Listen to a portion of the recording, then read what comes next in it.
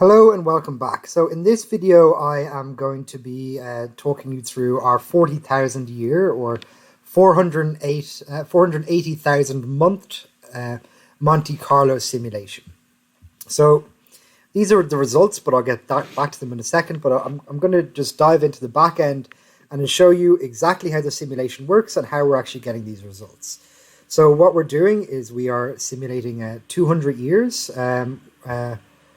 of your portfolio or your money, and we are simulating it 200 times, so that which comes to 40,000 years worth of simulation. So these are all the simulation runs here on the right hand side. I'm not going to go through them all, but you can see that there's a lot. It takes a while to load, so I'm going to scroll up to the top of it. So what we're essentially doing here is we've taken the monthly returns of the S&P 500 since 1900, so over 120 years worth of monthly returns, and we've counted the amount of times a particular result happened. So minus 26% happened once. You can see that 1%, 2%, 3%, 4%, 5%, they all happened a lot of times over the last 120 years. These are all monthly counts, and this is the probability of one of them occurring. So you see a bell curve developed here quite nicely. And here's kind of the middle of the bell curve developing right here. We don't have the bell curve mapped out, but you can see it is very much a bell curve with kind of 1 to 0, 1 to 3% kind of at the top of the bell curve, with 2% being the most likely outcome in any given month.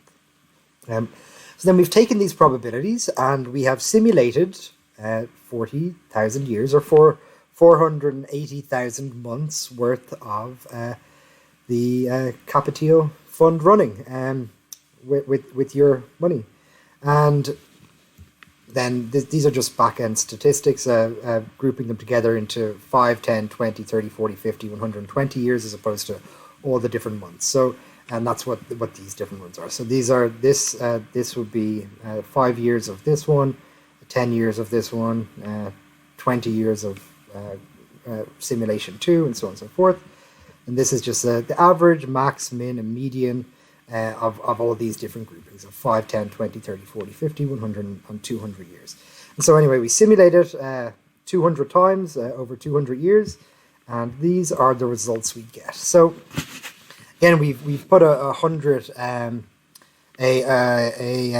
billion so that you can knock off some decimal places for your particular investment. But I'll also simulate it now. Say if you want to come in at 100 million. The simulation is going to run, so it's going to actually take a few seconds. But you can see the simulation running here again. So what's happening is all that back end data is being randomly calculated and randomly run for every month based on the probabilities of a particular percentage in a given month, as we said before. So you'll see in a few seconds that all these different numbers are going to start changing. Here we go. So 50 years has already changed. And as they change, what's happening is these max, min, median, and averages are just pulling in all the max, min, median, and averages from the 40,000 year simulation running in the back end here. And you can see it takes a little bit of time to run because again it is a big data run. But I'm going to get into what the most important parts are in a second. So first of all, the max and the min, and I'll talk through it in a few seconds once it's run, but the max and the min are the most unlikely. So the min is what happened in the absolute worst case scenario. So that would be like multiple world wars happening in a row or something along those lines, or something incredibly unusual happening.